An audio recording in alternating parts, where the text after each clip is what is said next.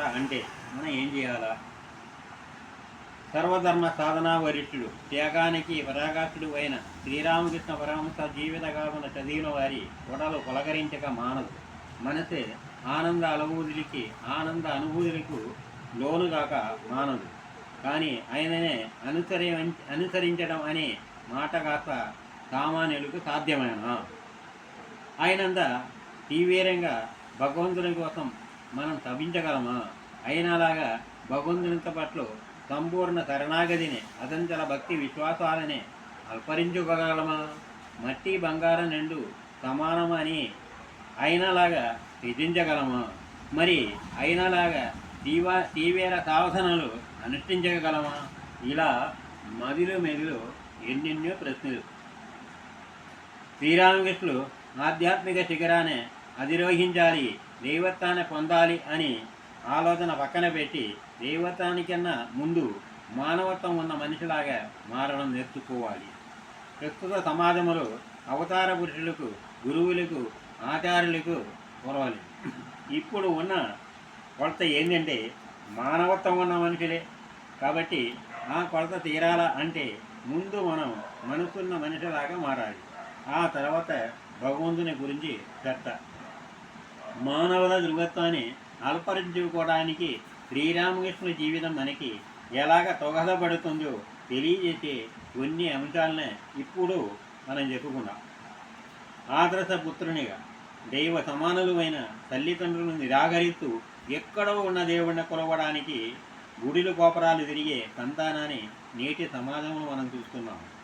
జన్మనిచ్చి విద్యావంతుల్ని నేర్పించి ప్రయోజనం చేసిన తల్లిదండ్రులను అనాథలుగా వృద్ధాశ్రమాలకు తరలిస్తున్న పుత్ర రత్నాల సంఖ్య నానాటికి పెరుగుతూనే ఉంటుంది. అలా ఉంటే వారు తల్లిదండ్రులని ప్రేమ అనురాగాలతో సేవిస్తూ ఎలాగ ఆచరించాలో శ్రీరామకృష్ణ జీవితములు ఆచరించి చూపారు. అలా ఉంటే ఒక సంఘటన ఇప్పుడు గుర్తు చెప్పుకుందాం. ఒకసారి శ్రీరామకృష్ణుడు తీర్థయాత్రలకు వెళ్ళినప్పుడు బృందావనంలో గంగామాయి అని ఒక వృద్ధురాలను కలుసుకున్నారు. ఆమె చాలా ఏళ్ళుగా బృందావనంలోనే సాధనలు చేస్తుంది.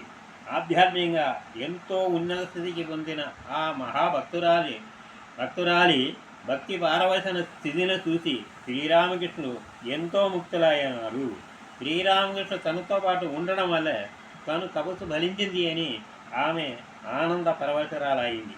చివరికి గంగామాయి చూపిన ప్రేమ అనురాగాలు ఫలితంగా శ్రీరామకృష్ణుడు ఆమెతో పాటు బృందావనంలోనే ఉండిపోయినాడు. ఇలా కొద్ది రోజులు గడిచాక ఒక్కరోజు హఠాత్తుగా శ్రీరామకృష్ణునికి దక్షిణేశ్వరంలో ఒంటరిగా ఉంటున్న తల్లి చంద్రామణి దేవి జ్ఞాపకం వచ్చింది. వృద్ధాభిములు ఆమెను చూస్తున్న వారి ఊరు లేక ఎంత కష్టపడుతుందో అని తల్లి తలయుంబు మెదలగా ఒక్క నిమిషం కూడా అక్కడ ఉండలేకపోయినాడు. వెంటనే కలకత్తాకి బయలుదేరి వచ్చారు. ఆదర్శ పుత్రునిగా శ్రీరామకృష్ణ అనుసరించిన నాడు హృదయం అనే కావడిలు తల్లిదండ్రులనే సురక్షితంగా మోసే శ్రమణ కుమారులా ఉండే ఉత్తర రత్నాలు వేలాది మంది సమాజంలో ఉద్భవిస్తారు. ఆదర్శ సోదరుడుగా విత్తం అంటే చిత్తం అని చుట్టూ తిరిగేవాళ్ళు కానీ కత్తములు ఉండే కన్నెత్తైన చూడని కుటుంబ వ్యక్తులు నేటి సమాజంలో చోటు చేసుకుంటుంది.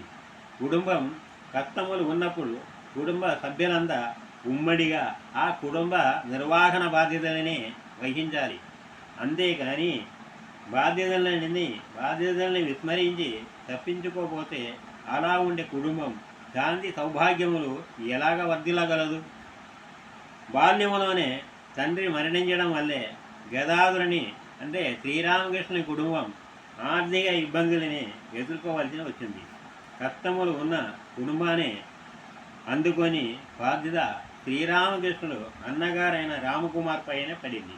అందువల్లే ధనార్జన నిమిత్తం రామకుమార్ కాంపుకూరు నుండి కలకత్తా వెళ్ళి అక్కడ ఒక సంస్కృత పాఠశాలను ప్రారంభించాలా అని సంకల్పించారు.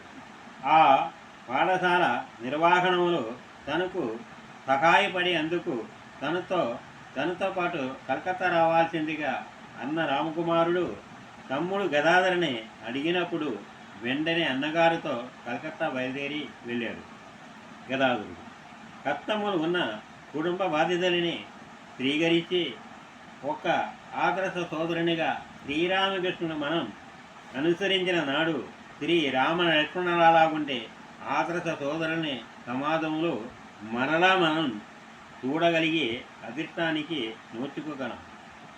ఆదర్శ 10గా ఆఫీసుల్లో పనిచేసి సాయంకాలం ఇంటికి తిరిగి వచ్చేసరికి శ్రీమతులు కప్పు కాఫీతో ఎదురు కాకపోతే శివతాండవం చేసే శ్రీవారులు ఘనకార్యాన్ని మనం తెరుస్తూ వింటానే ఉన్నాం. రోజంతా ఇంటి పనులతో తలములగినాయి ఇల్లాలి అవసరాలను అర్థం చేసుకొని అప్యాయముతో ఎలాగ ఆదరించాలో శ్రీరామకృష్ణుని చూసి నేటి భర్తలు నేర్చుకోవాలి. అప్పుడే అశాంతి నిలయం కాస్త శాంతి నిలయంగా మారుతాయి. దక్షిణేశ్వరములు శ్రీరామకృష్ణుడు తీవ్ర సాధనలో నిమగ్నమై ఉన్న రోజుల్లో జయరాంబాటిలో ఉన్న శారదాదేవికి తను భర్త పిచ్చివాడైనాడని వార్తలు చెవిరపడ్డాయి. పిచ్చివాడైన భర్తని సేవించడమే తను కర్తవ్యంగా భావించి శారదాదేవి తండ్రిని తోడు చేసుకుని జయరాంబాటి నుండి కలకత్తా కాలినడగా బయలుదేరింది. దారి మధ్యలో జ్వరానికి గురైన శ్రీ శారదాదేవి ఎన్ని ఇబ్బందులనైనా ఎదుర్కొని చిట్ట చివరికి డెస్టినేషన్ చేరుకుంది. రోజు తరపడి కాలినడగన ప్రయాణించడంతో నిరసించిన శారదాదేవిని చూసి శ్రీరామకృష్ణుడు ఎంతో కలత చెందినాడు. శారదాదేవికి తను గదిలోనే పడక ఏర్పాటు చేసి ఆమెకి దగ్గర ఉండి అన్ని సౌకర్యాలు చేసినారు. ఎప్పుడు భార్యలే భర్తకి సేవలు అందించాలని కాకుండా భార్యలు కష్టాలకి భర్త కూడా స్పందించాలి. అప్పుడే భర్త అంటే భరించేవాడు అని నిర్వచనానికి సార్థకత చెక్కురిస్తుంది.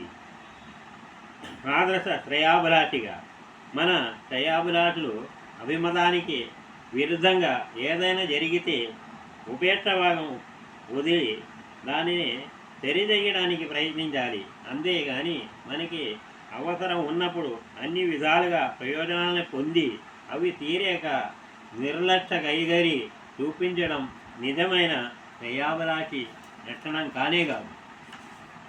అట్లాగా శ్రీరామకృష్ణ జీవితంలో రాణి రాస్మణి పాత్ర ఎంతో ముఖ్యమైనది. ఆమె శ్రీరామకృష్ణులు సర్వ విధాలుగా సహాయ సహకారాలు అందించే అందుకు ఎప్పుడు ముందుండేది. ఆమె శ్రీరామకృష్ణుడు శ్రేయస్సుకై దేనికైనా త్యాగం చేయడానికి వెనకాడేది కాదు. అలాగే శ్రీరామకృష్ణుడు కూడా రాస్మణి అభిలాష నెరవేరాలని ఆశించేవారు.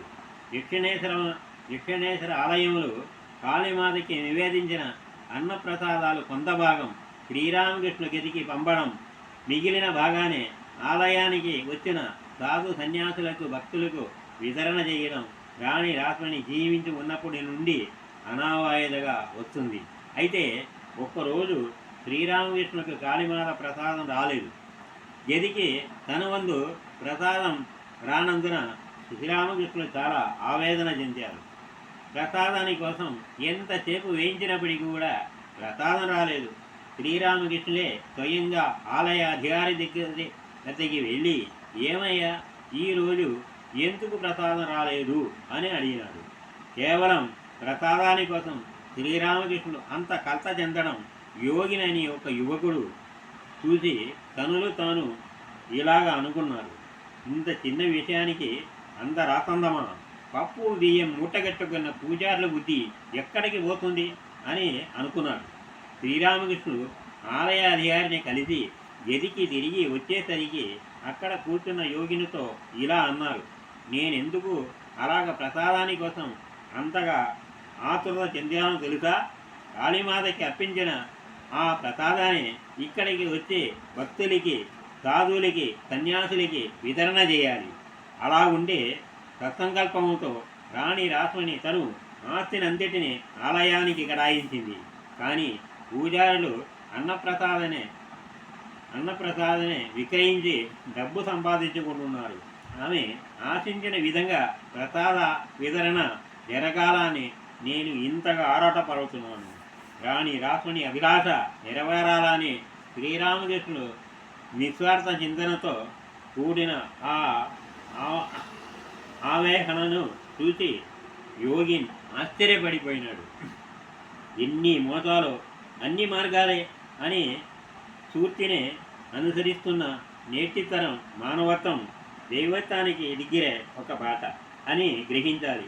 శ్రీరామకృష్ణుడు మానవత దృగత్వములో ఆదర్శ పుత్రునిగా, ఆదర్శ సోదరునిగా, ఆదర్శ పదిగా, ఆదర్శ శ్రేయాభిలాషిగా అనుసరించిన విధానే ఆచరించి చూపగలిగితే మానవత్వం గల మనుషులు కొత్త తీర్చుకోగలరు.